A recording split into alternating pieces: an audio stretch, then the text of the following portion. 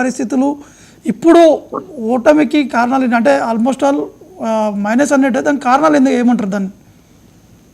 Parliament ఎన్నికల్లో result బట్టి ఇంటికి కూడా ఏమనుకుందంటే మేమే మళ్ళీ వస్తామని అనుకున్నారు. అది చాలా ధీమా వ్యక్తం చేశారు, ఖచ్చితంగా వచ్చేది మేమే అనేది కాన్ఫిడెన్స్. ఏదైతే మన హర్యానా సంబంధించిన విషయం కూడా చూసాం మనం. దానికి ఇప్పుడు ఏమవుతుందంటే ఆడలేక మధ్యలో ఉన్నట్టు అన్ని పార్టీలు, వాళ్ళు కాంగ్రెస్ అంటున్నాం, అంతకుముందు బీజేపీ కూడా అంటున్నాడు. ఏంటంటే మనకు ఓడిపోతేనేమో ఈవీఎం తప్పు, గెలిస్తే తమ గొప్ప అంటున్నాడు. ఇది కరెక్ట్ కాదు అంటున్నారు. ఇప్పుడు సంజయ్ రావత్ అది ఆరోపణ చెప్తున్నారు మహారాష్ట్రలో. ప్రకటన కూడా చేశారు. షిండే ఎట్లా చెప్తారు అంటున్నాడు. కాదు కదా, ఊహ. ఇప్పుడు చాలా వరకు ఊహ చేసుకున్నారు. హర్యానాలో అసలు ఎన్నికలు జరగకుండానే కాంగ్రెస్ పార్టీ గెలుస్తుంది ఎట్లా చెప్పారు మరి వాళ్ళు?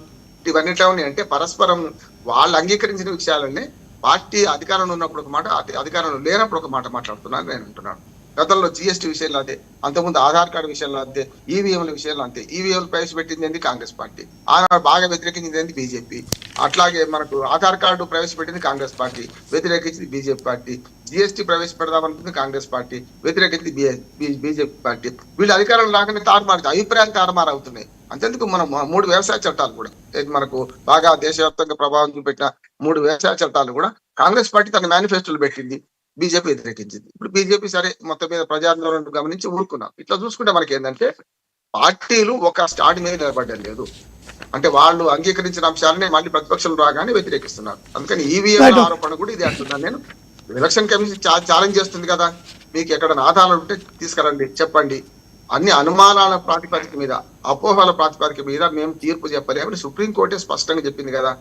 మీకు ఎక్కడ ఆధారాలు ఉంటే మనకు ఈవీఎంల మీద ఎట్లాంటి చిన్న లోపం ఉన్నా మీరు ప్రకటించండి అంటుంది. కాకపోతే వీవీప్యాట్స్ మొత్తం లెక్క పెట్టడం అంటే దానికన్నా బ్యాలెట్ న్యాయం కదా.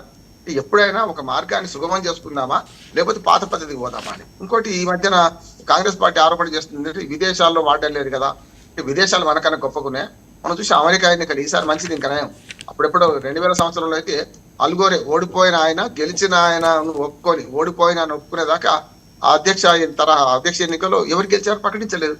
ఇవాళ మనకు అమెరికా ఎన్నికలకు మనకు పోటీ లేదు. అందుకనే మన దేశపు ఎన్నికల విధానం చాలా కరెక్ట్ గా ఉన్నది. ఇప్పటికైనా సరే 2 పెద్ద లోపాలు ఏంటంటే మనీ పవర్, లిక్కర్ పవర్. ఇవి లేకుండా ఏ సాంప్రదాయ రాజకీయ పార్టీ కూడా మనగలుగుతలేదు. ఇవాళ సామాన్యుడికి రాజకీయాల అవకాశం లేకుండా అది పెద్దది.